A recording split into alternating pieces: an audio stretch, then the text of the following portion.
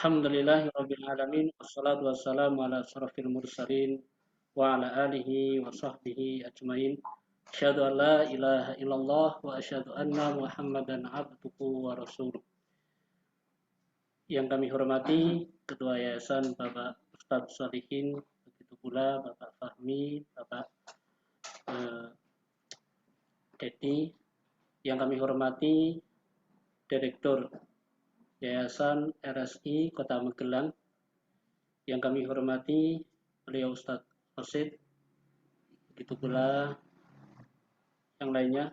Yang kami hormati seluruh karyawan RSI Kota Magelang.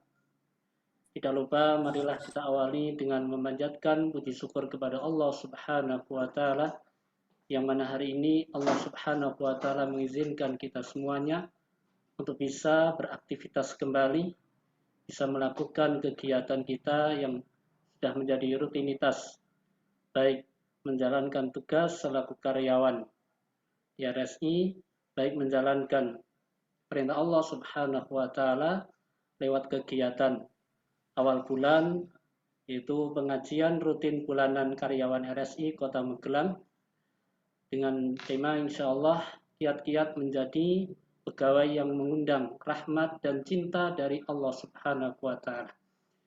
Salawat dan salam tidak lupa kita curahkan kepada junjungan Nabi Muhammad sallallahu alaihi wasallam beserta keluarganya dan para sahabatnya. Semoga kita menjadi pengikut yang setia, bisa ihya sunnah, menjalankan baik yang wajib maupun yang disunahkan oleh Rasulullah sallallahu alaihi wasallam. Baik, kami selaku MC ingin membacakan susunan kegiatan pengajian rutin bulanan karyawan RSI Kota Magelang di pagi hari ini. Yang pertama adalah pembukaan, yang kedua sambutan-sambutan, kemudian yang ketiga pengajian ataupun mau'izatul hasanah, dan yang terakhir adalah penutup. Untuk acara yang pertama yaitu pembukaan, marilah kita buka kegiatan pengajian rutin bulanan kita dengan bacaan basmalah bersama. Bismillahirrahmanirrahim. Semoga dengan bacaan basmalah Allah meridhai dan memberikan kelancaran kegiatan kita di pagi hari ini. Kemudian acara yang kedua yaitu sambutan yang akan disampaikan oleh Direktur RSI. Pada beliau Dr. Omita, waktu dipersilahkan.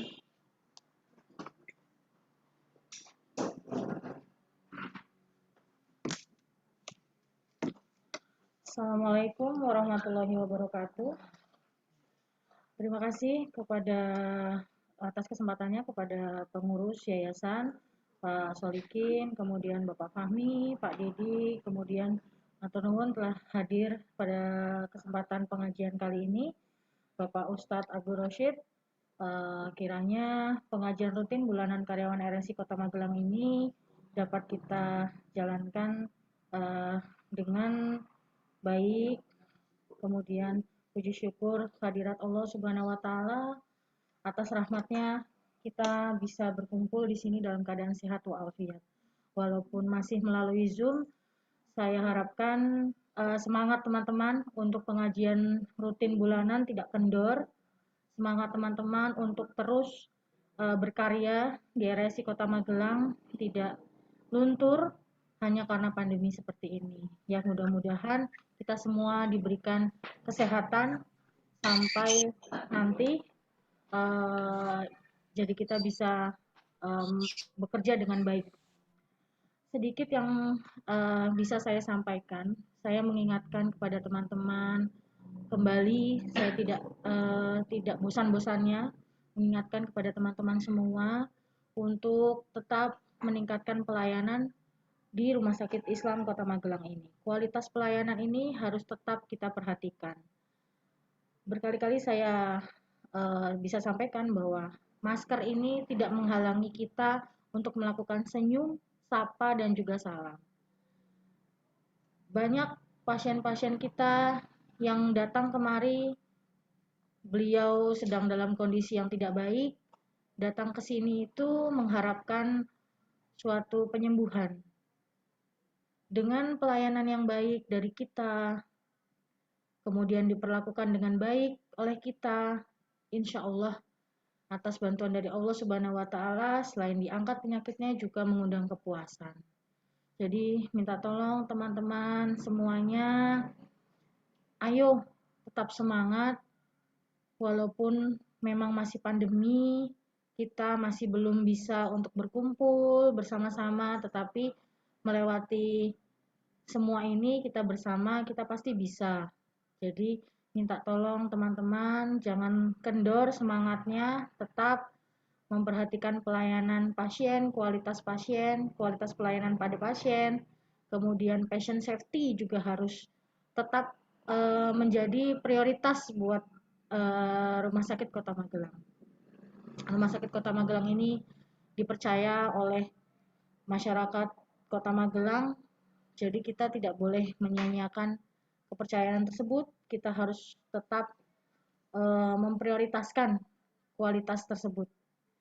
Saya merasa kita masih bisa untuk meningkatkan kualitas pelayanan kita, karena menurut saya yang kita lakukan ini belum maksimal. Jadi ayo teman-teman, tidak bosan-bosannya saya ingin mengingatkan, baik dimanapun, dan wadah ini, Zoom meeting di pengajian rutin bulanan ini merupakan wadah saya untuk menyapa teman-teman semua, agar terus semangat, terus memperbaiki kualitas pelayanan kita, seperti itu. Akreditasi juga seperti itu, kita tetap harus memperhatikan mutu pelayanan kita, jadi kita semua bisa meningkatkan mutu kita, karena tentu saja rumah sakit itu dinilai berdasarkan indikator mutu pelayanannya gitu. Jadi ya saya harapkan terutama khususnya untuk teman-teman yang medis, untuk pelayanannya, untuk pelayanan pasiennya, quality pasiennya itu harap diperhatikan. Tidak menutup juga untuk yang karyawan non medis juga seperti itu. Baik pelayanannya terhadap pasien maupun dari administrasi, pembayaran, semuanya. Dari depan sampai belakang kalau bisa senyum, sapa dan salam itu tidak lepas dari kita. Itu mungkin yang bisa saya sampaikan. Kemudian ketertiban teman-teman semuanya dalam bekerja diperhatikan. Absensinya untuk pengajian rutin bulanan ini tolong absensi jangan sampai lupa. Jadi kebetulan ini tema pengajian rutin bulanan kita kali ini adalah kiat-kiat menjadi pegawai yang mengundang rahmah dan cinta dari Allah. Kiranya kita sebagai pegawai kan juga ingin mengundang rahmat dan cinta dari Allah. Bagaimana kiat-kiatnya itu bisa kita simak di pengajian kali ini. Baik teman-teman yang hadir di rumah sakit sedang bekerja bisa meluangkan waktunya sedikit. Teman-teman yang di rumah pun melalui Zoom meeting juga kita bisa bertemu dalam Zoom meeting ini, sedikit melihat dan mendengarkanlah kiat-kiat apa sih kriterianya menjadi pegawai yang mengundang rahmat dan cinta dari Allah. Seperti itu. Kiranya siraman rohani di tiap bulan, awal bulan ini bisa mendongkrak semangat kita lah. Jadi kita ini tetap semangat untuk bekerja, semangat untuk melakukan pelayanan kepada pasien. Mungkin itu yang bisa saya sampaikan kepada teman-teman semua. Sekali lagi, masker tidak menghalangi kita untuk senyum, sapa, dan salam. Kualitas pasien, kualitas pelayanan kita, kualitas bagaimana kita memperlakukan pasien harus nomor satu. Dan terutama patient safety untuk mutu pelayanan Rumah Sakit Islam Kota Magelang. Insya Allah bersama kita pasti bisa. Kiranya itu yang bisa saya sampaikan pada sambutan pengajian rutin bulanan pagi hari ini. Mari kita simak apa sih yang akan disampaikan nanti oleh Ustadz Abdul Rashid. Matur nuwun, terima kasih. Assalamualaikum warahmatullahi wabarakatuh.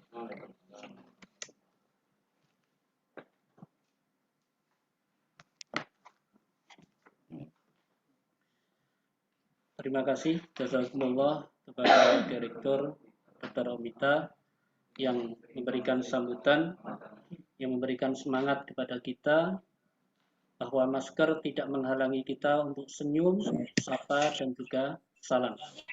Semoga dengan senyum, sapa, dan salam kita kepada orang lain, maka akan menjadikan satu kebaikan bagi kita dan juga bagi orang lain, terlebih lagi kepada pasien. Karena dengan senyum, sapa, dan salam, maka pasien akan merasa senang, merasa dihormati, dan merasa disegani, sehingga dengan perasaan itu penyakit segera hilang dan sembuh. Baik, kemudian untuk cara yang selanjutnya yaitu masih sambutan yang kedua yang akan disampaikan oleh Ketua Yayasan RSI Kota Magelang. Kepada beliau, Ustaz Solihin, dipersilahkan.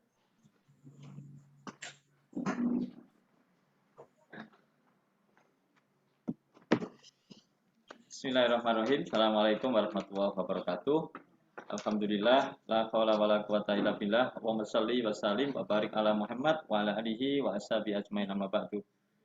Yang saya takdimi, saya hormati, alhamdulillah di sini hadir bersama kita Ustaz Abdul Rashid. Ya, alhamdulillah lama tidak berjumpa di RSI. Selamat datang, ahlan wa sahlan bi hudurikum.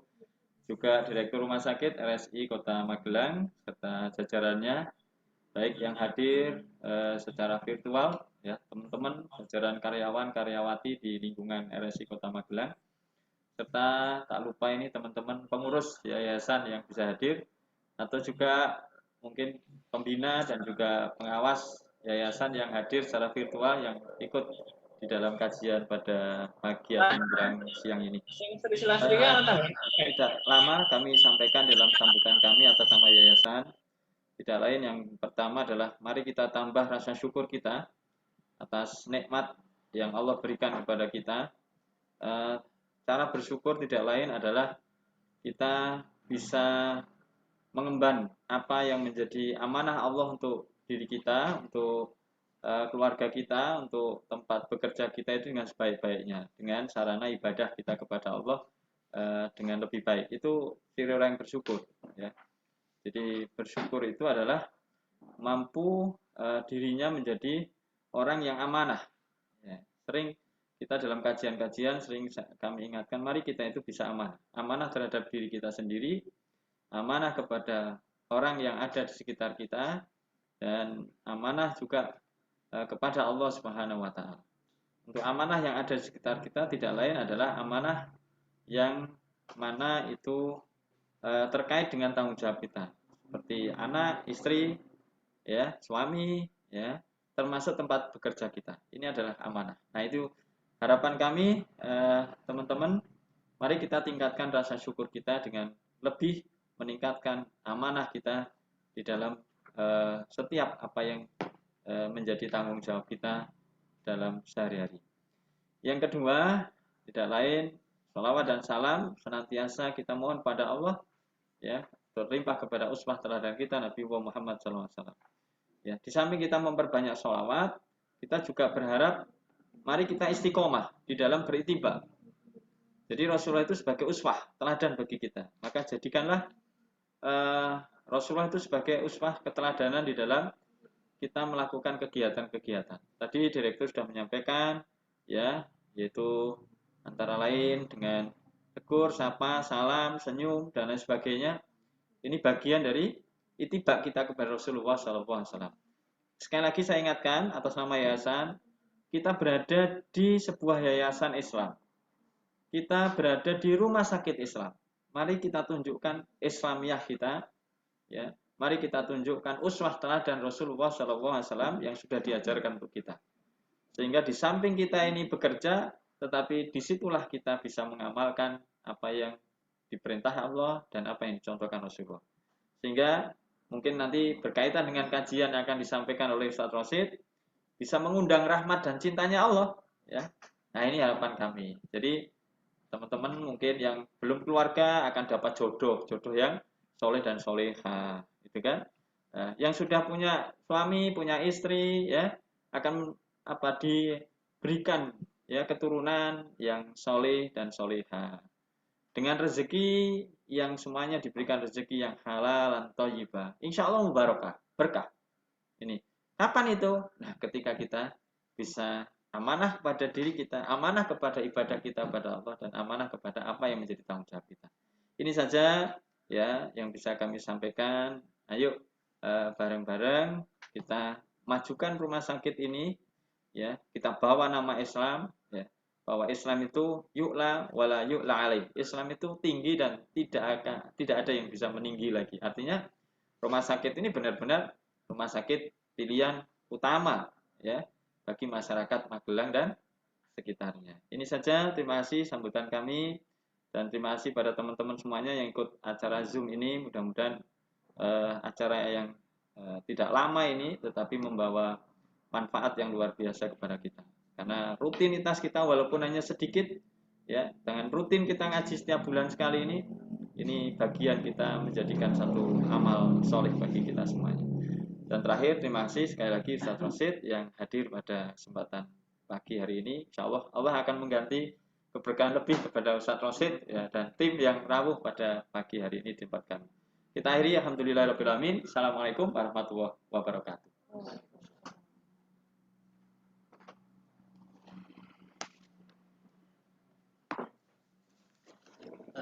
Demikian sambutan dari Ketua Yayasan RSI Kota Magelang, beliau Ustaz Solihin. Semoga dengan himbauan beliau kita tetap istiqomah dan semoga RSI bisa menjadi saran kita untuk beribadah kepada Allah Subhanahu wa taala.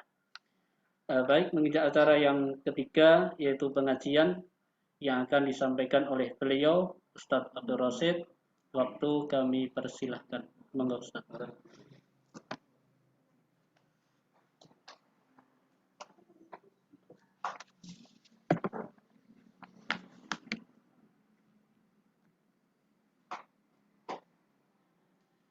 Bismillahirrahmanirrahim. Assalamualaikum warahmatullahi wabarakatuh. Innal hamdalillah nahmaduhu wa nasta'inuhu wa nastaghfiruh wa na'udzu billahi min shururi anfusina wa min sayyiati a'malina. May yahdihillahu fala mudilla lahu wa may yudlil falan tajida lahu waliyyan mursyida. Asyhadu an la ilaha illallah wahdahu la syarika lahu wa asyhadu anna Muhammadan abduhu wa rasuluh sallallahu alaihi wa alihi wasallam. La nabiyya wa la rasula ba'da, amma ba'd. قال الله تعالى في القرآن الكريم: نعوذ بالله السميع العليم من الشيطان الرجيم يا أيها الذين آمنوا اتقوا الله حق تقاته ولا تموتن إلا وأنتم مسلمون. Bapak Ibu rahimani wa rahimakumullah, sama-sama kita bersyukur pada Allah Subhanahu wa taala atas segala limpahan rahmat, nikmat dan kasih sayang Allah yang Allah berikan kepada kita sampai saat ini. Semoga segala nikmat yang Allah berikan kepada kita selama kita hidup di atas dunia ini dimanfaatkan sebaik-baiknya untuk kita beribadah kepada Allah Subhanahu wa taala sebagaimana tujuan Allah memberikan kepada kita nikmat itu adalah tujuannya sebagai sarana untuk kita beribadah kepada Allah Subhanahu wa taala. Karena ada salah seorang ulama mengatakan yang bernama Al-Imam Ibnu Hazm rahimahullah mengatakan kullu ni'mah la tataqarrabu minallahi azza wa jalla fahiya baliyah. Setiap nikmat yang tidak digunakan untuk mendekatkan diri kepada Allah, maka nikmat itu akan menjadi baliyah, akan menjadi petaka atau menjadi bala untuk kita sendiri. Apalagi kita juga menyadari bahwasanya semua nikmat yang Allah berikan kepada kita di atas dunia ini hanyalah sekedar titipan, hanya sekedar hak pakai, bukan hak milik, dan nanti juga akan diminta pertanggungjawaban di hadapan Allah. Bagaimana ayat Allah yang kita sudah hafal bersama di akhir surat At-Takatsur itu bunyinya tsumma latus'alunna yauma idzin 'anil na'im. Jadi Allah akan tanya kepada kita nanti di hari kiamat dari sekecil apapun nikmat yang Allah berikan kepada kita di atas dunia digunakan atau dihabiskan untuk apa? Atau bahkan dalam riwayat itu dikatakan min aina iktasabahu wa fima anfaqahu. Kalau bicara tentang masalah harta itu dua pertanyaan Allah, dari mana didapatkan, ya bagaimana cara memperolehnya dan kemana digunakan. Nah, begitu juga dengan nikmat-nikmat Allah yang lain, semuanya kita akan diminta pertanggungjawaban oleh Allah Subhanahu wa taala.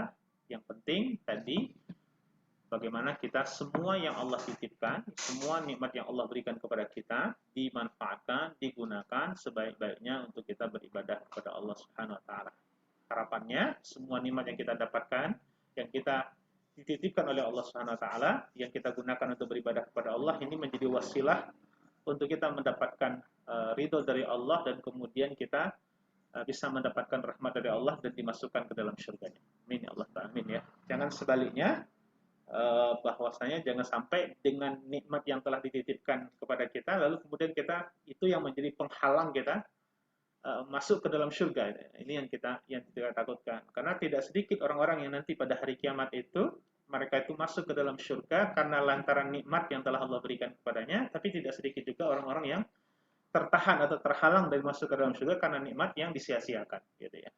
Nah, mudah-mudahan kita semua termasuk orang-orang yang bisa menggunakan nikmat yang Allah berikan kepada kita itu dengan sebaik-baiknya jalan Allah Subhanahu wa taala insyaallah. Dan kemudian salawat dan salam semoga selalu terlimpah curahkan buat junjungan kita, uswah hasanah kita, yaitu Nabi besar kita Muhammad sallallahu alaihi wasallam. Semoga kita semua juga termasuk bagian umatnya yang istiqamah dalam menegakkan dan menghidupkan sunnah-sunnahnya.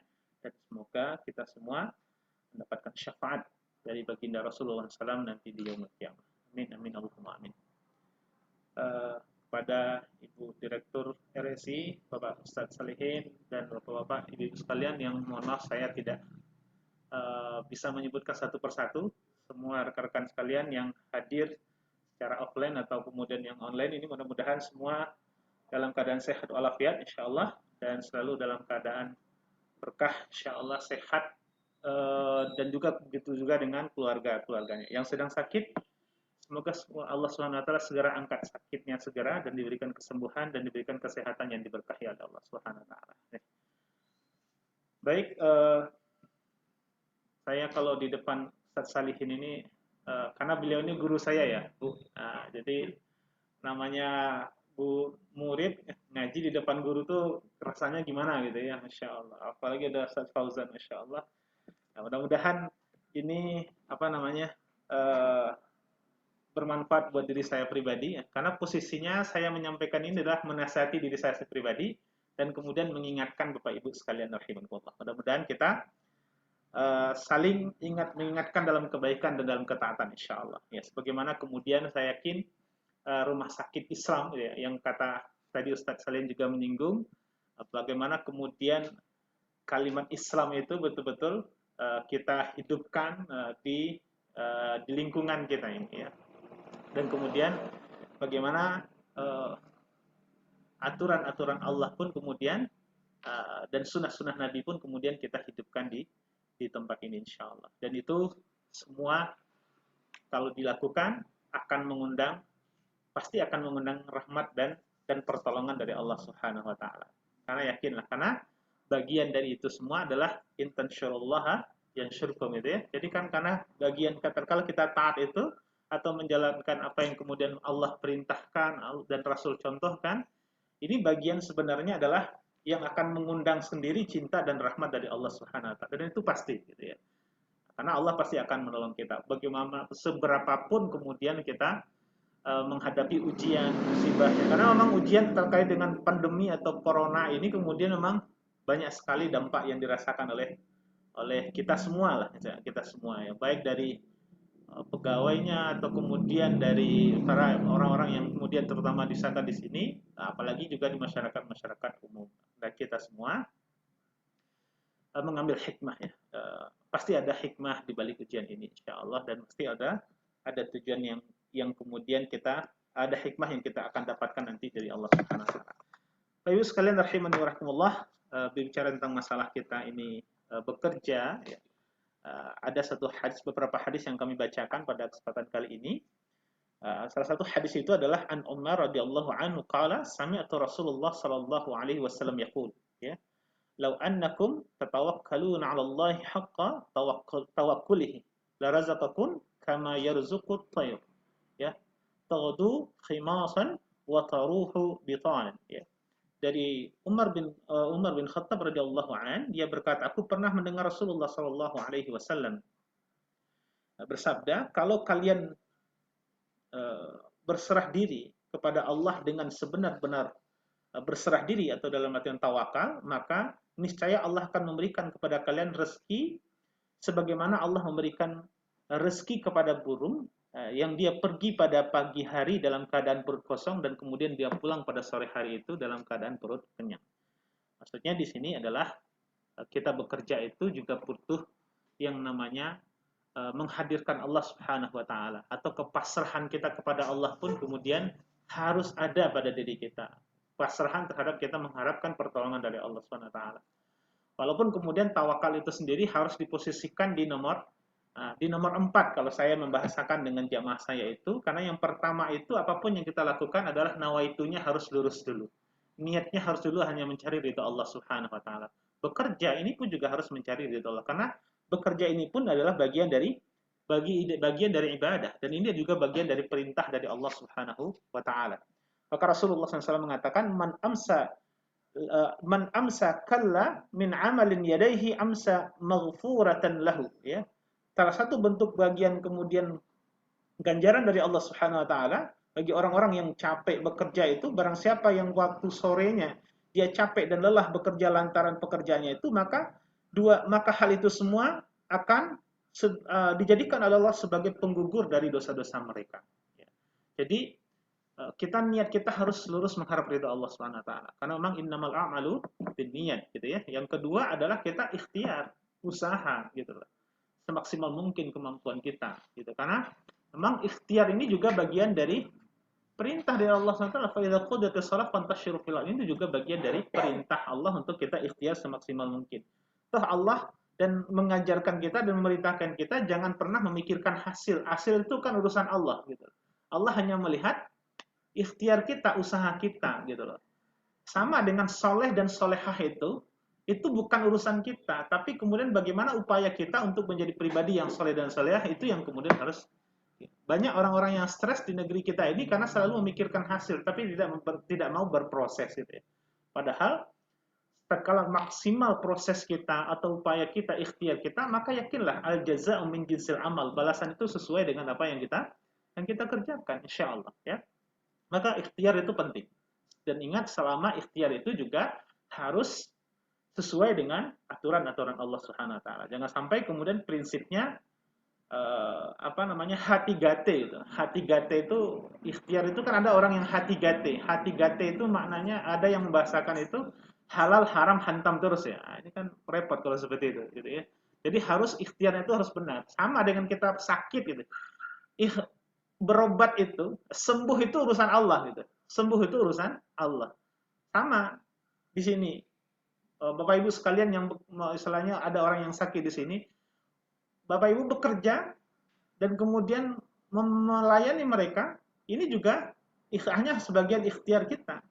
Karena yang menyembuhkan juga bukan dokter. Dokter juga nggak bisa menyembuhkan gitu. Apalagi dokter juga ada yang sakit. Dokter jantung juga kena sakit jantung gitu ya. Dokter paru-paru juga ada juga yang dokter kena paru-paru gitu kan.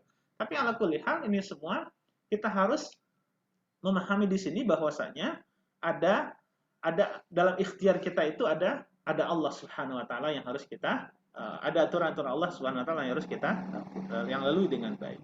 Dan kemudian setelah kita berikhtiar itu kita berdoa kepada Allah. Jangan lupa kita berdoa. Ini prinsip kita dalam perjalanan niat, ikhtiar, doa jangan sampai dilupakan ya, dan kemudian perlu kita tawakal. Nanti tawakal itu setelah kita berdoa kepada Allah Subhanahu wa taala. Jangan sampai belum ikhtiar, belum doa tapi udah tawakal. Jadi kalau bahasa kita itu saya niatnya udah lurus nih karena Allah. Saya sudah ikhtiar nih, saya sudah doa nih sama Allah. Ya udah sekarang saya pasrahkan sama Allah.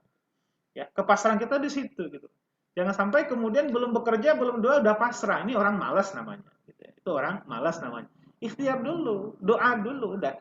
Setelah kita pasrahkan, disitulah Allah itu lebih mengerti keadaan kita, kebutuhan kita dibandingkan dari kita sendiri. Gitu ya. Nah, yang penting, yang tidak kalah penting itu yang di nomor 5-nya. Yang sering banyak orang-orang itu lupa. Apa itu? Setelah dia niatnya lurus, kemudian setelah dia ikhtiar dengan maksimal, setelah dia berdoa, dan setelah dia tawakal, yang kelima ini sering sekali ada yang lupa. Apa itu? Husnudzan kepada Allah. Gitu ya. Husnudzan terhadap ketetapan Allah. Karena Rasul mengatakan, Allah dalam hadis qudsi itu Allah mengatakan, ana inda zanni abdi bi in zanna khairan falahu in zanna syarran falahu gitu. Aku itu sesuai dengan prasangka hambaku kepadaku, kata Allah. Kalau hambaku berprasangka baik, ya kebaikan yang akan dia dapatkan. Tapi kalau dia udah berprasangka buruk, ya keburukan yang dia dapatkan. Maka perlu husnudzan selalu kepada Allah. Jadi kalau suudzon pada Allah itu sebagaimana mungkin Ustaz Saleh juga bilang, suudzon sama Allah itu haram hukumnya itu. Karena Allah itu maha baik gitu. Enggak boleh kita suudzon sama Allah gitu kan. Jadi selalu husnudzon kepada Allah Subhanahu wa taala. Maka di sini marilah kita selalu semangat untuk bekerja ya, karena kemudian dalam bekerja kita ini ya, dalam kita bekerja ini ada kebaikan-kebaikan. Akan kemudian ada amal. Bahkan suatu ketika ada seorang sahabat, Rasulullah dengan para sahabat itu datang berjalan ke pasar, lalu kemudian ada para sahabat itu melihat ada seorang pemuda yang gigih sekali dia bekerja mencari nafkah. Maka sahabat itu ada yang nyeletuk tuh, ya Rasulullah, seandainya ya orang yang bekerja pemuda tadi itu menghabiskan waktu tenaganya itu untuk berjihad di jalan Allah, tentu lebih baik tuh daripada dia gitu, masalah mencari dunia tuh gitu-gitu banget gitu ya. Maka kata Rasulullah, siapa orang-orang yang bekerja mencari nafkah untuk memenuhi kebutuhan orang tuanya, itu adalah jihad. Dan kemudian siapa orang-orang yang mencari nafkah, bekerja mencari nafkah untuk memenuhi kebutuhan keluarganya, itu adalah jihad. Dan siapa kemudian mereka-mereka yang bekerja untuk memenuhi kebutuhan dirinya sendiri, untuk menghindarkan kehinaan, misalkan dia meminta-minta, mengemis-ngemis, menghinakan diri kepada manusia, ini semua adalah bagian juga dari jihad.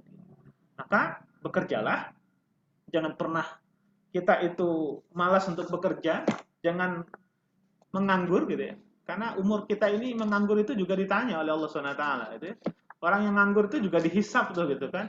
Karena waktu kita juga ditanya. Kata Rasulullah SAW akan ditanya, la tazulu ma qadama 'abdin yaumal qiyamah hatta yus'al an arba' gitu ya. Tidak akan bergeser selangkah pun kaki manusia di hadapan Allah sebelum mereka tuh ditanya oleh Allah, mempertanggungjawabkan 4 hal diantaranya an umrihi fima afnahu, kita akan ditanya tentang umur kita, waktu kita dihabiskan untuk apa selama kita hidup di atas dunia ini. Yang kata Rasulullah itu khairun nas man tala umruhu wa hasuna amaluhu gitu ya. Sebaik-baiknya manusia itu adalah mereka yang panjang umurnya dan baik amalannya. Dan seburuk-buruk dan celaka-celakanya manusia itu apa? Wasyarrun nas itu adalah man tala umruhu wa sa'a amaluhu, mereka-mereka yang panjang umurnya namun jelek amalnya. Maka kemudian berusahalah kita bagaimana Rasulullah ajarkan kepada kita, min husnul islam lil mar'i tarkuhu ma la ya'ni. Kita senantiasa jangan sampai kita itu mengerjakan satu yang sia-sia, kerjakan yang manfaat. Karena di antara ukuran standar lah kata Rasulullah SAW, baiknya Islam seseorang itu tatkala dia bisa meninggalkan sesuatu yang tidak bermanfaat baginya. Maka jangan menganggur itu. Atau kemudian ada istilah pengacara ya, pengangguran banyak acara gitu kan. Nganggur kok bangga gitu kan, seperti itu. Jadi intinya tidak ada orang yang sukses tanpa capek, nggak ada orang yang sukses tanpa kesungguhan, itu nggak ada. Kita lihat ada orang-orang yang sukses, pengusaha yang sukses itu dia kita hanya lihat kesuksesan mereka, tapi prosesnya juga tidak kita lihat. Maka kita harus perhatikan di sini. Nah kemudian Bapak Ibu sekalian rahimani wa rahimakumullah, serta rekan-rekan rahimani wa rahimakumullah, maka kemudian kita semua ya hendaknya kemudian memperhatikan beberapa hal ya, yang kemudian agar kemudian dalam apa yang kita kerjakan ini mendapatkan ridho dari Allah Subhanahu wa taala. Nah, sebelum kita masuk kepada poin-poin yang kemudian terkait dengan perkara yang harus kita miliki tatkala kemudian agar kita mendapatkan ridho dari Allah dalam kita bekerja. Yang pertama itu dalam tatkala tip kita bekerja itu adalah pahamilah setiap kerjaan kita itu ya, setiap jiwa itu tidak akan mati sampai rezekinya sempurna. Jadi kalau kita bekerja itu kita tidak akan dimatikan oleh Allah SWT sampai rezeki kita itu habis. Ada satu kisah itu, ada seorang yang jatuh ke dalam sumur gitu. Kemudian teriak-teriak gitu kan. Teriak-teriak, lalu kemudian setelah dia teriak-teriak, kemudian ada orang yang mengangkatnya. Kemudian dia dikasih minum susu gitu kan. Setelah itu ditanya, kenapa kok bisa jatuh gitu.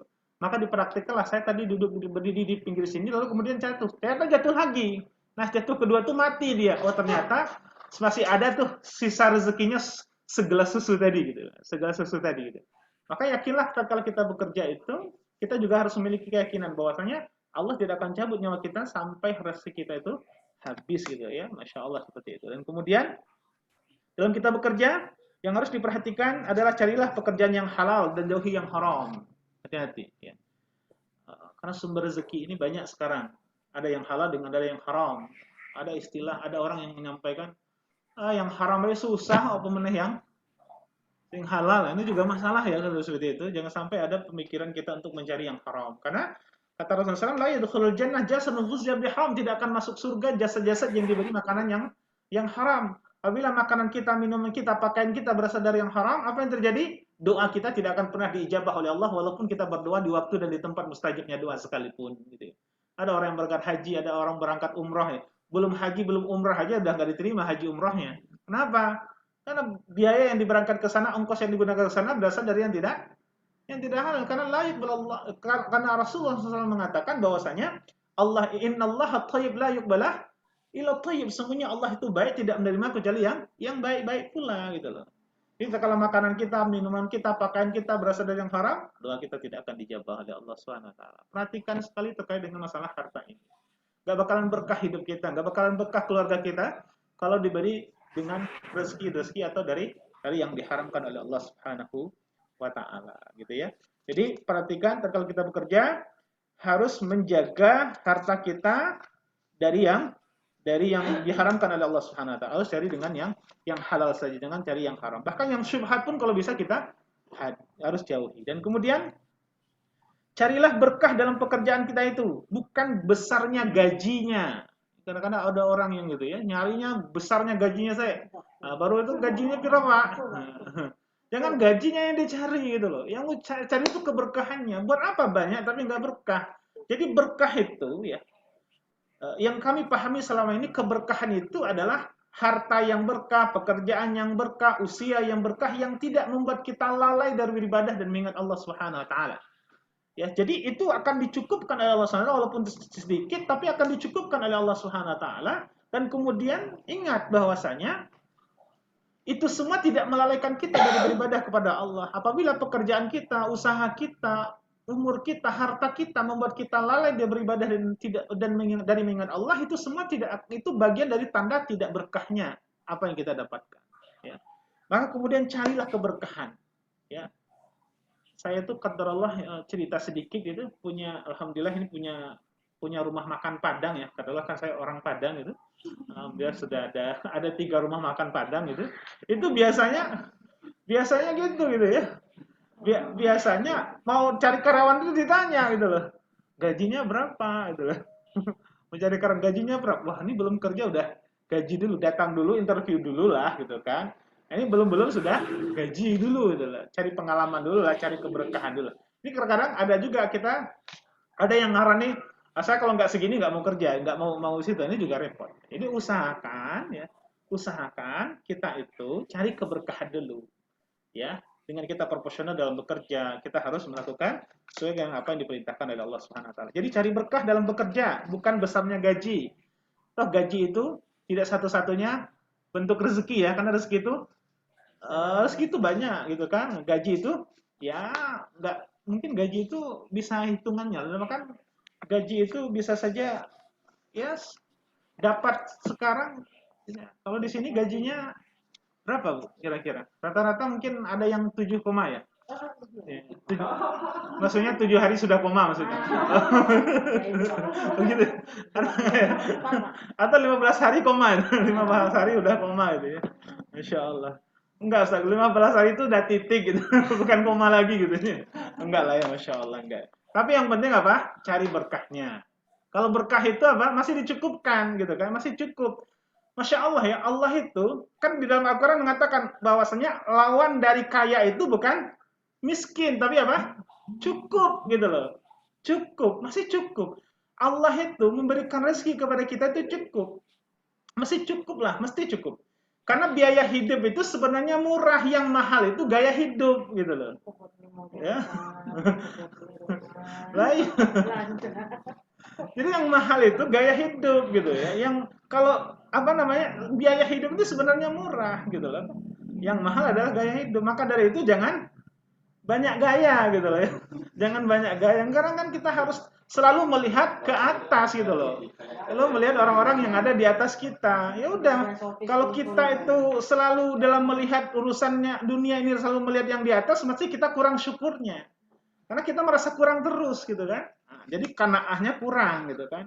Dan kemudian jauhkan diri dari meminta-minta atau mengemis-ngemis kepada manusia. Harus mengemis itu kepada Allah. Iya karena budu.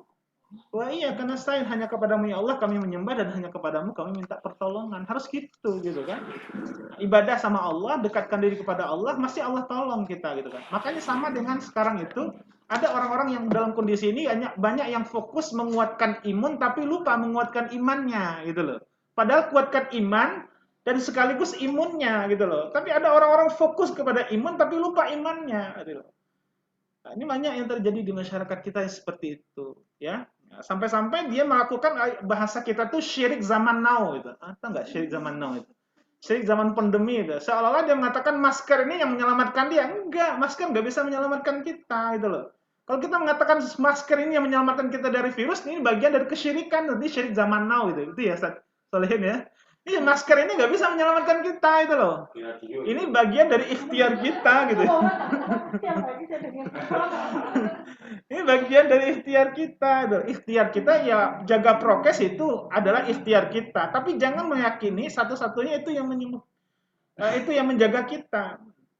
Ya, banyak sekali kita lihat di masyarakat kita yang seperti itu. Bahkan ada orang yang kemudian olahraganya bagus, badannya kekar gitu, tapi melupakan Allah atau kemudian tidak menghadirkan Allah kena juga.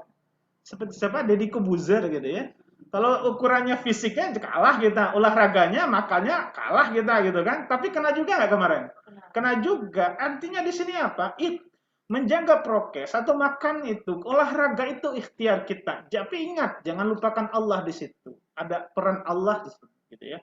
Karena kesombongan itu kesombongan itu membuat Allah itu benci kepada kita, nggak senang kepada kita, ya. Maka kemudian harus kita berhati-hati di sini. Dan kemudian cari pekerjaan yang tidak menyengsarakan orang lain. Jangan gara-gara kita orang menjadi terzalimi, jadi hati-hati. Jangan suka menzalimi orang lain dalam kita bekerja. Bapak Ibu sekalian rahimakumullah. Nah, lalu kemudian sedikit ya. Ini ada 9 menit lagi. Masya Allah, harus jam 9 teng ini ya. Ya 9 teng insya Allah. Ada beberapa kriteria nih kita nih, ya, atau bahasa kita judul kita itu adalah kriteria pegawai yang mengundang cinta dan rahmat Allah SWT. Maka kita wariskan sifat-sifat ini dari Rasulullah SAW yang harus kita miliki. Satu, dalam kita bekerja itu adalah jangan terlalu banyak bicara. Banyaklah bekerja, banyak berbuat gitu ya. Kadang-kadang ada juga orang yang lebih banyak ngomongnya daripada pekerjaannya, actionnya yang seharusnya lebih banyak gitu kan. Tapi banyak orang yang kadang-kadang ngomongnya oke, kerjaannya kurang oke gitu kan. Nah, ini masalah itu kan. Karena memang hati-hati ya, sedikitlah berbicara dan kemudian banyaklah bekerja. Dan kemudian kalau kita berbicara itu bicaranya yang baik saja, yang benar saja. Kata Rasulullah SAW, "Man kana yu'minu billahi wal yawmil akhir falyakun khairan aw liyasmut." Siapa yang aku beriman kepada Allah dan hari akhir, bicara benarlah, kalau nggak bisa mingkem ya. Kalau nggak bisa mingkem aja lah kemudian. Atau dikatakan Rasulullah SAW mengatakan aktaru ma yadkhulun nasa nar ala jawfani. Kebanyakan manusia masuk ke dalam neraka itu disebabkan karena dua lubang, al-famu wal farj, karena mulut dan karena kemaluannya. Hati-hati.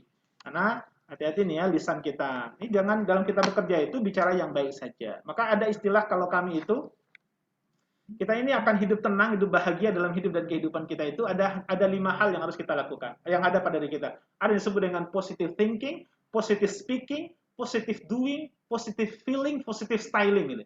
Itu harus ada. Ini insya Allah ini kita tenang tuh hidup kita. Apa tadi?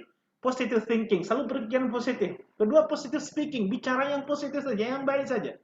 Ya, yang ketiga apa? Positif doing, lakukan yang positif. Ya. Lakukan yang positif. Dan kemudian ada positive feeling, perasaan yang berpositif. Dan kemudian yang penting juga sebenarnya adalah positive styling, berpenampilan positif itu juga berpengaruh kepada psikologi kita, gitu kan? Maka itu penting. Ini akan membahagiakan kita. Jadi energi positif itu harus ada, walaupun hal yang positif yang kita takuti sekarang juga ada gitu kan. Positif corona itu kan jangan gitu ya. Positif covid jangan gitu ya. Tapi intinya apa? Hal-hal yang positif, energi positif itu harus ada pada diri kita. Ya tadi, lakukan hal yang positif gitu kan. Toh bukankah kita ini banyak orang yang sakit tuh, kata Imam Malik itu mengatakan bahwasanya banyak orang sakit atau diantara sumber dari penyakit itu adalah kegelisahan dalam hidup. Jadi kegelisahan, kekhawatiran yang berlebih-lebihan itu, kalau ibarat orang sekarang itu bisa menurunkan imun. Pasti itu gitu kan. Tapi kekhawatiran dan kegelisahan itu juga dikatakan sebagai apa? Sumber dari banyak penyakit gitu. Awal-awalnya apa? Apalagi kalau sudah umur 50 atau sampai 60 tahun, udah 60 tahun ke atas, itu rata-rata banyak yang sakit itu gara-gara banyak pikiran, kegelisahan, kekhawatiran, khawatir cucunya, anaknya dan lain sebagainya. Ini juga terjadi di masyarakat kita. Jadi positive thinking, positive speaking, bicara yang positif, berperasaan yang positif, lakukan yang positif, dan penampilan yang positif. Insya Allah kehidupan kita akan senantiasa menularkan energi-energi yang positif ya. Insya Allah. Seperti yang insya Allah Ibu Direktur selalu positif insya Allah ya.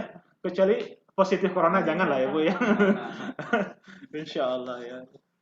Yang kedua, yang harus ada pada diri kita agar Allah memberikan kepada kita keberkahan dan cintanya, yaitu hendaknya kita itu memiliki rasa haya, yaitunya rasa malu. Ya, rasa malu. Jadi malu ini adalah perasaan untuk tidak ingin direndahkan atau dipandang buruk oleh pihak lain. Jadi malu yang adalah persoalan harga diri dan gengsi terkadang, ya. Ya, dengan kadang mengatakan malu yang paling utama itu sebenarnya adalah malu kepada Allah, sehingga tidak mau berbuat apa-apa yang dilarang oleh Allah Subhanahu wa taala. Ya tadi, kemudian bahasanya dikatakan Rasulullah mengatakan idza lam yastahi fasna masyi'ta, jika kalian sudah tidak punya rasa malu lagi, ya udah kerjakan sesukamu. Jadi kalau kita bekerja itu, kan ada hadis Nabi SAW, ittaqillaha haitsu ma kunta, bertakwalah kepada Allah dimanapun kalian berada. Takutlah kepada Allah. Jangan sampai takut sama atasan, takut sama direktur, takut sama Pak Solihin, misalkan kita bekerja di sini gitu kan. Pokoknya apa yang kerja kita proporsional saja, karena ini adalah amanah yang Allah titipkan kepada kita melalui mungkin dari atasan kita. Harus selalu amanah, dan malu kita kemudian kepada Allah Subhanahu wa taala melanggar aturan-aturan amanah dari Allah, dan juga amanah yang kemudian diberikan kepada kita dari pimpinan kita. Ya, maka perasaan malu itu harus ada, ya. Maka dikatakan bahwasanya rasa malu itu sendiri adalah akan melahirkan kebaikan insyaallah, ya. Dan Rasulullah SAW mengajarkan kepada kita untuk kita memiliki rasa malu, terutama malu kita untuk bermaksiat kepada Allah Subhanahu wa taala, dan malu kita untuk memakan gaji kita, itu malu kita menerimanya kalau kita nggak proporsional gitu loh. Korupsi waktu misalkan ya, korupsi apalah gitu kan, ini masalah gitu loh. Kita kerja nggak profesional, gajinya pingin utuh gitu kan, itu kan malu juga itu rasanya gitu kan. Masya Allah, ini penting juga rasa malu itu. Kemudian harus tawadhu. Yang ketiga itu harus tawadhu, jangan sombong, jangan angkuh. Hati-hati, iblis itu keluar dari surga itu gara-gara kesombongan, keangkuhan, rasa ujubnya gitu kan. Jangan sombong, ya. Sombong itu hati-hati. Kan Rasulullah SAW mengatakan bahwasanya la yadkhulul jannah man kana fi qalbi mithqala dzarratin min kibr, enggak masuk surga orang yang dalam hatinya ada sifat sombong walaupun sebesar biji zarah. Hati-hati, jangan sombong, ya. Iblis sombong keluar dari surga. Kalau kita sombong, kapan kita masuk surganya? Gitu kan? Kapan kita masuk surganya? Nah, para ulama mengatakan orang itu sombong karena empat, Pak. Ada orang itu sombong karena empat di antaranya. Satu, ziyadatul mal, tatkala hartanya bertambah. Ini bisa menjadi sombong, walaupun tidak semua orang kaya itu sombong, tapi ini bisa menjadikan kita sombong. Yang kedua adalah ziyadatul ilm, tatkala ilmunya bertambah. Ini bisa menjadikan kita itu sombong. Ya. Walaupun banyak juga orang yang kemudian berilmu itu tidak sombong, karena seharusnya semakin banyak ilmu kita, seharusnya makin tawadhu, bukan sombong. Tapi ada orang yang sombong karena ilmunya. Yang ketiga adalah ziyadatud darajah, tatkala kedudukannya, pangkatnya bertambah. Ini bisa menjadikan sombong. Nah, yang paling sering orang tak sadar itu adalah ziyadatut ta'ah, tatkala ketaatannya bertambah. Ini bisa jadi sombong, bisa malah menjadi ujub. Ya, ini hati-hati ya. Kesombongan itu bahaya dan ini adalah warisan dari iblis. Sombong itu, maka jangan sombong. Karena tidak sedikit kita melihat sejarah-sejarah orang-orang yang sombong itu pasti binasa. Pasti binasa. Dan cara Allah membinasakan gampang gitu ya. Korun, sombong karena hartanya binasa gitu kan. Hati-hati. Maka kemudian hendaknya kita menjadi orang-orang yang tawadhu, rendah hati. Jangan sombong. Kemudian, nah sebagaimana disampaikan juga tadi sama Ibu Direktur, adalah banyak senyum. Ini senyum juga bagian syariat. Ya, karena senyummu di hadapan saudaramu itu bagian dari sedekah gitu ya. Tapi nak senyum mulu ya dipertanyakan gitu ya. Tapi perlu senyumnya proporsional lah ya, senyumnya proporsional. Maka banyaklah senyum ini akan mengundang rahmat Allah Subhanahu wa taala kepada kita. Sering senyum ya. Bahkan ada kalau dulu kita belajar, saya dulu sedikit belajar tentang masalah tibun nabawi gitu ya. Dengan dokter herbalis itu, di antara sempat disampaikan itu senyum itu sendiri itu Masya Allah itu bisa mengurangi stres kita dan juga bisa peluang juga untuk kesembuhan kita. Kalau dari sakit kita itu senyum, bahkan disampaikan senyum 42 kali sampai dihitung ya, 42 kali dalam sehari itu. Itu Masya Allah itu bagi orang-orang yang tensinya tinggi itu bisa turun tuh tensinya. Senyum, tapi senyumnya ikhlas ya, jangan dibuat-buat gitu kan. Seperti itu. Masya Allah ya. Kemudian adalah bersabar. Sabar ini juga bagian yang harus ada pada diri kita. Dalam kita bekerja juga harus sabar. Sabar itu dalam 3 hal. Pertama, sabar dijelaskan juga oleh Syekh dikatakan oleh Imam Syekh Al-Utsaimin rahimahullah bahwasanya sabar itu pertama sabar dalam ketaatan, sabar dalam kepatuhan ya, sabar dalam melaksanakan perintah-perintah Allah Subhanahu wa taala. Atau kemudian kalau kita bekerja, sabar terhadap perintah yang atasan kita untuk kita mengerjakannya, sabar kita. Kedua, sabar untuk tidak bermaksiat kepada Allah. Dan yang kemudian yang terakhir itu adalah sabar ya, menerima takdir Allah yang tidak kita sukai, itu sabar ya. Itu adalah sabar. Dan kemudian secepatkan ini sudah lebih sedikit ya. Yang keenam itu harus nanti adalah kita itu harus tahan banting. Tahan banting. Kuat artinya ya, memiliki ketahanan mental dan fisik yang tinggi ya.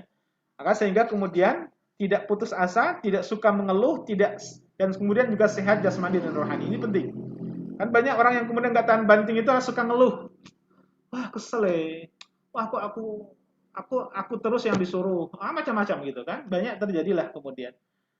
Dan kemudian kalau kemudian seperti ini, harapan kita nggak sukses dan kemudian ujung-ujungnya berputus asa dari rahmat Allah Subhanahu wa taala. Wah, nek kau ini aku tak metuai lah. Sekarang gitu ya. Ada nggak makhluk yang seperti itu? Mungkin ada saja makhluk yang seperti itu kan. Dan kemudian menjadi orang yang pemaaf ya, pemaaf dan tidak pendendam. Ini penting, insyaallah. Saya cepatkan poin-poinnya ya, insyaallah. Adalah kemudian kedelapan adalah kemudian kita harus menahan marah, jangan kemudian suka pemarah gitu ya. Kalau Ibu Direkturnya sini nggak pemarah insyaallah ya. Insyaallah. Orangnya insyaallah ya. Saya punya direktur dulu agak marah gitu. Suka pemarah gitu ya, suka marah. Saya itu dulu juga di klinik gitu kan. Kemudian direkturnya agak galak juga gitu insyaallah. Jadi tapi marah itu ada yang dibolehkan Bu ya. Tidak semua marah itu dilarang gitu kan. Jadi ada marah yang diridhoi oleh Allah Subhanahu wa taala. Jadi marah itu juga karena Allah gitu kan. Bukan marah kita itu karena hawa nafsu kita sendiri. Jadi intinya adalah menahan marah. Jadi marah itu karena marah itu merupakan perkara yang bisa mendatangkan malapetaka kepada kita. Makanya ada adab yang diajarkan Rasulullah SAW. Kalau kita sedang marah itu, kalau marahnya sedang berdiri suruh duduk. Kalau duduk masih marah berbaring. Berbaring masih marah ya ambil air wudhu.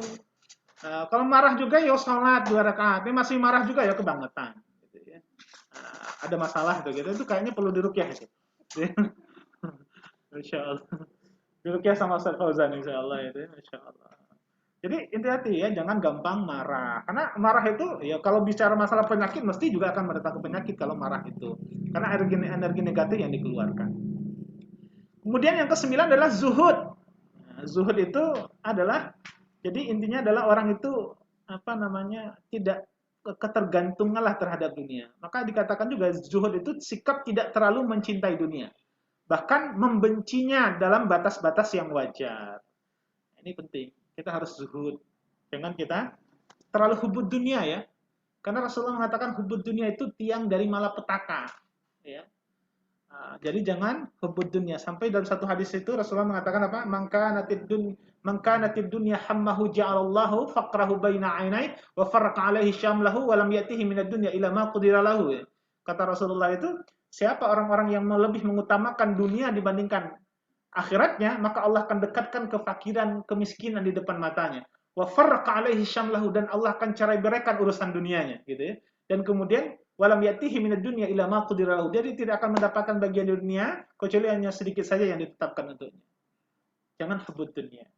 Ya, jangan terlalu kita cinta terhadap dunia. Kadang ada orang yang saking cintanya terhadap dunia itu, yang parahnya lagi ya dalam salat saja, dalam doanya saja mesti dunia yang dipikirkan.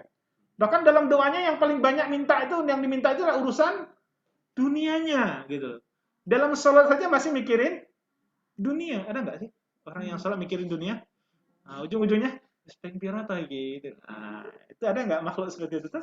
Biasanya ada tuh makhluk yang seperti itu ya. Masih mikirin dunia. Padahal hikmah kalau kemudian kita takbiratul ihram itu, mengangkat tangan itu adalah, itu ada ulama mengatakan adalah kita harus melemparkan urusan dunia itu ke belakang dulu. Ini kita lagi menghadap Allah nih, gitu kan. Nah, kita bermunajat kepada Allah, doa kepada Allah SWT. Nanti kan juga dikatakan wasta'inu bis-sabri was-shalah. Ya, jadikanlah sabar itu dan salat itu sebagai penolong bagimu. Jadi kalau ada masalah, yuk kita salat. Nanti insya Allah Allah berikan ketenangan bagi kita untuk bisa menyelesaikan masalah itu. Karena itu bagian dari tanda orang-orang yang bertakwa kepada Allah Subhanahu wa taala. Wa may yattaqillaha yaj'al lahu makhraja wa yarzuquhu min haitsu la yahtasib. Kemudian yang selanjutnya adalah orang itu harus harus qanaah, harus memiliki perasaan cukup dengan rezeki yang telah diberikan oleh Allah Subhanahu wa taala. Jadi kita ini para pegawai semua harus memiliki sifat qanaah. Jangan merasa selalu nggak cukup terus gitu ya. Kita harus menerima cukup kita apa yang kemudian berkah. Insya Allah kalau cukupkan dan Allah berkahi, minta berkahnya gitu kan. Kemudian terakhir adalah sebagai pegawai atau kita nih sebagai pekerja, hendaknya kita juga memiliki jiwa yang suka menolong satu sama lain. Ya, suka menolong. Katakan bahwasanya Allahu fi 'aunil akhi. Allah itu akan senantiasa menolong saudara-saudaranya selama Allah itu senantiasa menolong seorang hamba selama hamba itu mau menolong saudara-saudaranya. Siapa yang meringankan beban saudaranya, Allah akan ringankan bebannya. Siapa yang memberikan jalan keluar atau memudahkan urusan saudaranya, Allah akan mudahkan urusannya. Siapa yang menutup aib saudaranya, Allah tutup aibnya. Maka di sini Bapak Ibu sekalian rahimani Allah, beberapa poin yang kemudian yang mungkin karena waktu yang kemudian kita tidak bisa jabarkan agak lebih luas gitu ya. Tapi mudah-mudahan bisa menangkap beberapa poin yang kemudian kita sampaikan ini, yang insya Allah kalau kita lakukan ini, insya Allah ini adalah akan mendatangkan cinta dan rahmat Allah Subhanahu Wa Taala kepada kita. Karena semua yang disampaikan tadi ini adalah bagian dari perintah dan contoh dari Rasulullah Sallallahu Alaihi Wasallam yang hendaknya kita miliki dalam hidup dan kehidupan kita. Baik kita terutama kita dalam bekerja maupun dalam kita hidup bermasyarakat. Insya Allah dengan seperti ini Allah akan mencintai kita, merahmati kita, memberkahi segala urusan kita, dan Allah akan bantu kita dalam setiap urusan kita. Yang penting nawaitu kita harus lurus, hanya mengharap ridho dan rahmat dari Allah Subhanahu Wa Taala, yang insya Allah, dan kemudian apalagi kita tambah dengan menghidupkan nuansa atau kemudian perilaku-perilaku Islam yang kemudian itu juga dicintai oleh Allah Subhanahu wa taala dalam hidup dan kehidupan kita. Mohon maaf ini yang bisa disampaikan, mohon maaf juga ada waktunya agak berlebih 9 atau 8 menit gitu ya. Dan semoga yang kami sampaikan ini bermanfaat terutama untuk kami pribadi yang menyampaikan, dan mudah-mudahan juga bermanfaat untuk kita semua yang hadir di sini, dan semoga Allah mencintai kita, merahmati kita, membimbing kita dalam hidup dan kehidupan kita sampai akhir hayat kita. Amin, amin, Allahumma amin. Terima kasih, mohon maaf atas segala kekurangan khilafan. Subhanakallahumma wa bihamdika, asyhadu an la ilaha illa anta astaghfiruka wa atubu ilaik. Assalamualaikum warahmatullahi wabarakatuh. Oh iya ya, ada pertanyaan. Masya Allah. Mungkin di Baik, ini teman-teman sekalian, ini ada kuis ini ya, ada 3 ya, 3 ya. 3 kuis itu ada, ini berarti saya yang bertanya. Yang tanya mudah-mudahan ada yang bisa jawab. Yang jawab dapat hadiah ya. Masya Allah. Hadiahnya apa? Oh, umroh gitu. Masya Allah. Hadiahnya ini. Nanti ya nanti disediakan hadiahnya. Insya Allah. Baik, terus sekalian, tadi saya menyampaikan apa namanya, ada 5 hal yang harus ada pada diri kita dalam hidup dan kehidupan kita. Saya sebutkan itu tadi, itu pertama adalah meluruskan niat kita, apapun yang kita kerjakan. Yang kemudian adalah kita harus ikhtiar. Nah, itu 2. Nah, 3 setelahnya itu apa? Barangkali ada yang bisa menjawab? Saya Ustadz. Saya Ustadz. Siapa ini? Namanya siapa? Eko Ustadz. Eko. Bu Eko. Iya. Nah, monggo. Yang 3 setelahnya adalah berdoa, tawakal, husnudzon kepada ketetapan Allah. Masya Allah, SWT. Insya Allah ya, betul sekali ya, Masya Allah. Jadi dalam hidup kehidupan kita memang kita harus selalu meluruskan niat kita, kemudian kita harus ikhtiar dengan sungguh-sungguh, doa, tawakal, mempasrahkan kepada Allah, dan kemudian yang ketiga itu, yang terakhir itu adalah selalu husnudzon kepada Allah SWT. Masya Allah, Bu Eko, nanti hadiahnya menyusul, Insya Allah. Semoga selalu sehat walafiat, Insya Allah ya. Pertanyaan yang kedua. Pertanyaan yang kedua adalah ada 5 hal yang positif dalam hidup kita yang harus kita miliki. Apa saja itu? Ada yang bisa jawab? Saya Ustadz. Apa itu? Jangan Bu Eko lagi ya. Saya Ustadz. Siapa? Nia. Nia. Nia, insyaallah. Monggo. Positive thinking, positive speaking, positive doing, positive feeling, dan positive styling. Bisa diartikan sekaligus? Barangkali nanti ada yang nggak tahu artinya. Positive thinking yaitu positif dalam berpikir, positive speaking, positif dalam berbicara, kemudian positif dalam bertindak, positif dalam perasaan, dan berpenampilan. Oke, Masya Allah. Alhamdulillah ya, Masya Allah. Baik, Masya Allah. Baik, kemudian selanjutnya yang saya ingin sampaikan dari kajian tadi, yang terakhir ya, ada 4 hal yang menjadikan orang itu bisa jadi sombong gitu. Dari 4 hal itu saya sebutkan 1 ya. Sebut 1 adalah ziyadatul mal, tatkala hartanya bertambah. Nah, yang ketiga, 3 dari 4 itu apa saja? Saya apa ya? Saya Ustadz. Siapa itu? Namanya siapa? Sorry. Nuri. Monggo. Harta yang bertambah, ilmu yang bertambah, kedudukan yang bertambah, dan ketaatan yang bertambah. Oke, Masya Allah ya. Jadi pertama tadi adalah ziyadatul mal, hartanya bertambah itu bisa menjadikan orang itu sombong. Walaupun tidak semua orang yang kaya itu sombong ya, tapi bisa menjadikan sombong. Seperti si Qarun lah. Kedua adalah ziyadatul ilm, tatkala ilmu bertambah ini juga bisa menjadikan orang sombong sehingga bisa mudah menyesatkan orang, hati-hati ya. Kemudian adalah ziyadatul darajah, tatkala kedudukannya bertambah, pangkatnya bertambah. Ini hati-hati jangan sampai menjadikan kesombongan. Dan terakhir ziyadatul ta'ah, tatkala ketaatan bertambah. Nah, ini biasanya penyakitnya bisa jadi orang ujub gitu ya. Jadi orang ujub, bangga diri, merasa paling soleh, merasa paling baik ya. Naudzubillah min dzalik. Oke. Baik, insyaallah sudah ada 3 pertanyaan dan kemudian sudah dijawab oleh dari rekan-rekan sekalian. Alhamdulillah bisa menjawab pertanyaan tadi, berarti alhamdulillah mendengarkan dan mendengar insya Allah ya. Mudah-mudahan manfaat, insya Allah mudah-mudahan Allah takdirkan kita bersama lagi di dalam waktu dan kesempatan sama insya Allah. Wallahu a'lam bishawab. Makasih. Assalamualaikum warahmatullahi wabarakatuh.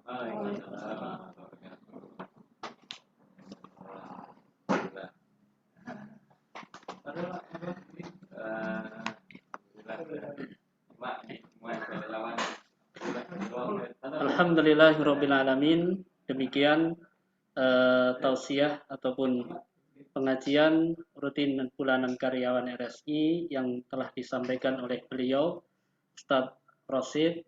Semoga dengan kiat-kiat tadi apa yang disampaikan benar-benar menjadikan kita dalam bekerja mempunyai niat yang lurus, kemudian ikhtiar dan doa tawakal dan selalu berprasangka baik kepada Allah Subhanahu wa taala, sehingga apa yang kita usahakan, apa yang kita lakukan, apa yang kita kerjakan benar-benar mendatangkan rahmat dan cintanya Allah Subhanahu wa taala kepada kita.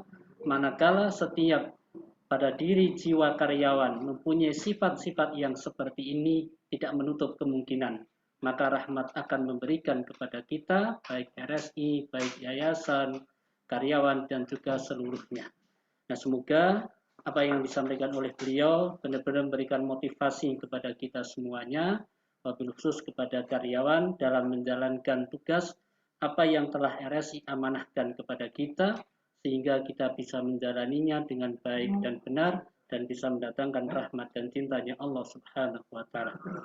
Semoga bermanfaat bagi kita semuanya, dan marilah kepada acara pengajian rutin bulanan karyawan RSI Kota Magelang di pagi hari ini, marilah kita tutup dengan berdoa kafaratul majelis bersama.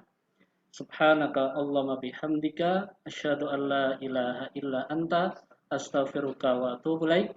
Dari kami selaku MC, mohon maaf apabila ada kekurangan dan kesalahan, minta maaf yang seberatnya. Akhirul da'wana, assalamualaikum warahmatullahi wabarakatuh.